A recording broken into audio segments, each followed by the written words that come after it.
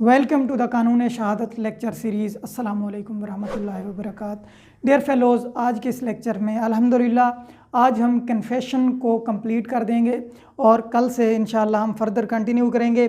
आज हम article number 41 से लेकर 44 तक डिस्कस करने जा रहे हैं। तो हमारे पास आर्टिकल नंबर 41 ये है कि confession made after the removal of impression. कौन से इम्प्रेशन के रिमूवल के बाद? Caused by the inducement, threat और प्रॉमिस। कोई भी ऐसी कन्फेशन जिसमें इंड्यूसमेंट, थ्रेट और प्रॉमिस के इम्प्रेशन मौजूद ना हो, वो जनाबे वाला रेलिवेंट है।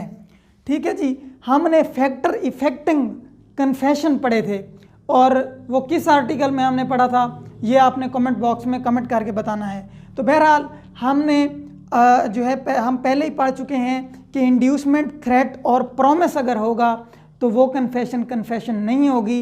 लेकिन आर्टिकल नंबर 41 ये कहता है कि अगर अदालत महसूस करे कि एक कन्फेशन हुई है जिसमें इंड्यूसमेंट, थ्रेट, प्रॉमिस जैसा कोई भी आंसर मौजूद नहीं है, तो वो वाली कन्फेशन रेलिवेंट होगी। लेकिन अगर इनमें से कोई चीज़ है, कोई थ्रेट है, कोई अनड्यू इन्फ्लुएंस है, या लग रहा हो कि कोई दुनियावी फ़ायदे के लिए कोई जनाबे वाला प्रॉमिस किया गया है, तो वो इरेलीवेंट है। आर्टिकल नंबर 42 कहता है कि कन्फेशन अदरवाइज रेलिवेंट, ऐसी कन्फेशन जो कि नॉर्मल हालात में रेलिवेंट है, not to be become irrelevant, तो वो जो है इरेलीवेंट नहीं होगी। क्यों इरेलीवेंट नहीं होगी? Because of promise of secrecy.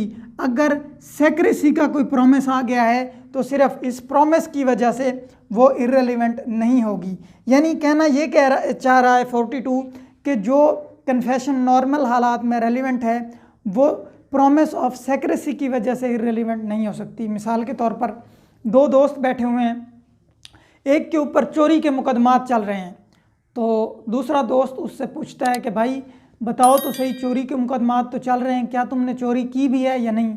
वो कहता है नहीं नहीं यार, ये राज की बातें हैं, मैं तुम्हें नहीं बताता।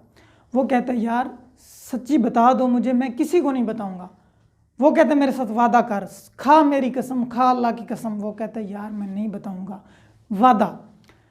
अब वो वादा ले लेता है उससे और उसको बता देते हैं हाँ यार मेरे ऊपर मुकदमात तो चल रहे हैं, लेकिन ये चोरियां मैंने वाकई की हैं, बताना किसी को नहीं। अब उसका दोस्त उससे वादा तो कर चुका हुआ है, प्रॉमिस ऑफ सेक्रेसी आ गया, लेकिन उस बेचारे को एक बीमारी है कि जब भी वो बात सुनता है उसका पेट बढ़ जाता है। उसने उसका राज सुना, उसका पेट बढ़ गया। अब उसको ये बात हजम नहीं थी हो रही, उसने जाकर बता दी अदालत में कि भाई मेरे दोस्त ने मुझे कहा है, मेरे सामने कन्फेशन की है कि भाई इसने चोरियां की हुई हैं, ये जो ट्रायल इसके ऊपर चल रहा है। अदालत उसको बुला लेती है कि भाई तूने तो इसके सामने जो है कन्फेशन की है। वो कहता है पूछो, साबित करो। वो उसको वीडियो दिखा देता है।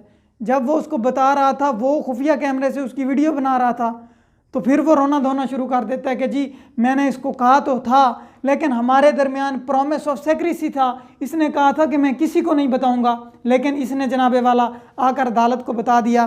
तो अदालत कहे कि भाई आर्टिकल 42 कहता है कि वो कन्फेशन जो नॉर्मल हालात में रेलिवेंट हो, अगर आप हमें आकर नॉर्मली बताते तो ये रेलिवेंट होती, तो सिर्फ प्रॉमिस ऑफ सेक्रेसी की वजह से ये इरेलीवेंट नहीं हो सकती। यानी कोई भी कन्फेशन जो प्रॉमिस ऑफ सेक्रेसी की बुनियाद पर की जाए वो इरेलीवेंट नहीं हो सकती, वो भी रेलिवेंट है। लेकिन जितने भी हुदूद केसेस हैं उनमें इस जो है आर्टिकल का इतलाक नहीं होता, हुदूद केसेस में प्रॉपर ट्रायल चलता है।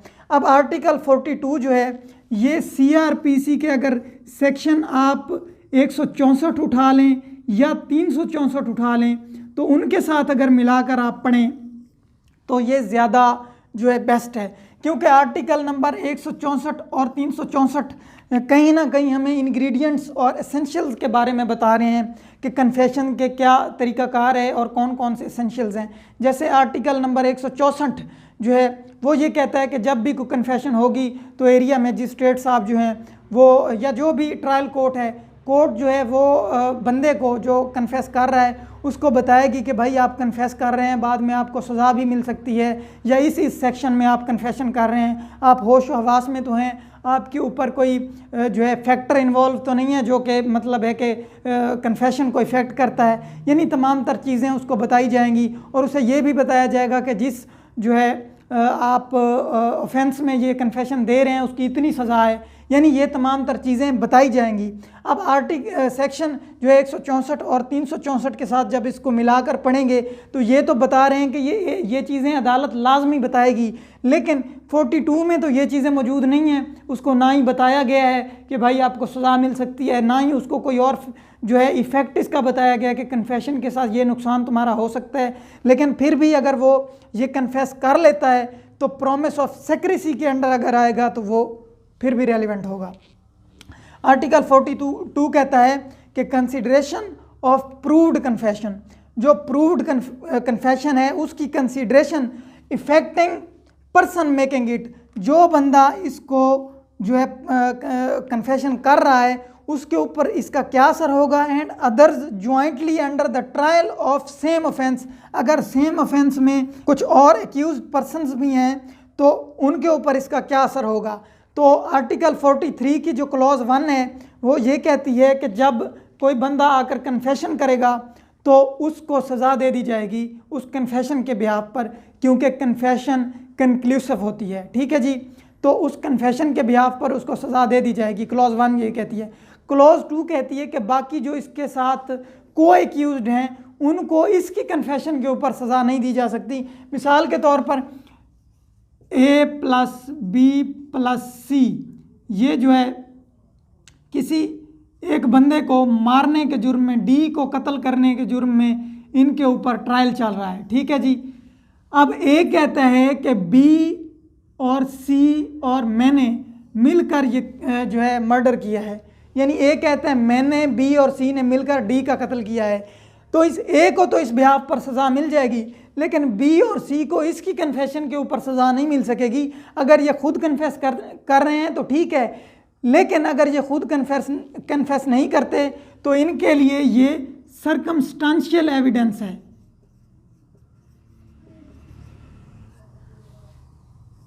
तो उसके लिए ये सर्कमस्टांशियल एविडेंस के तौर पर लिया जाएगा, यानी B और C के ऊपर ट्रायल चलेगा। अगर ये ट्रायल में जो है बरी हो गए तो इनकी जान छूट जाएगी, लेकिन अगर ये ट्रायल में गिल्टी पाए जाते हैं तो फिर इनको सज़ा मिलेगी। उसके बाद है जी आर्टिकल नंबर 44, वो कहते हैं accused person to be liable to cross examination.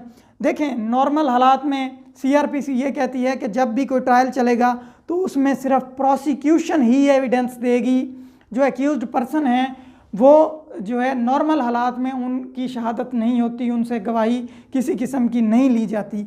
लेकिन कुछ ख़ास जो है सूरत हाल हो तो उसमें एक्यूज्ड पर्सन या उसके साथ कोई को एक्यूज्ड या अकम्प्लेस वगैरह है या कन्फेशन वाला सीन होता है, तो इस सूरत में इनके ऊपर क्रॉस एग्जामिन इनको किया जा सकता है। उसके बाद हमारे पास आखिरी आर्टिकल है 45, वो मैंने इसलिए नहीं लिखा क्योंकि हम एडमिशन वाले टॉपिक में उसको डिस्कस कर चुके हुए हैं।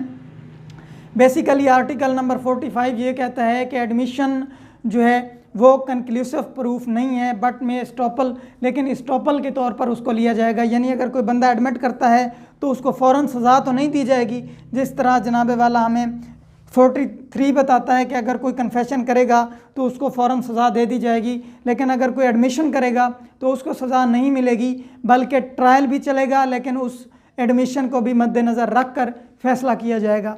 तो आज हमारा कन्फेशन वाला टॉपिक भी क्लियर हो गया। अल्हम्दुलिल्लाह हमने एडमिशन भी कंप्लीट कर लिया और कन्फेशन को भी कंप्लीट कर लिया। तो नेक्स्ट लेक्चर में हम इन दोनों का कंपैरिजन देखेंगे। फ़िलहाल के लिए अल्लाह हाफ़िज़, वमा अलैना इल्लल बलागुल मुबीन।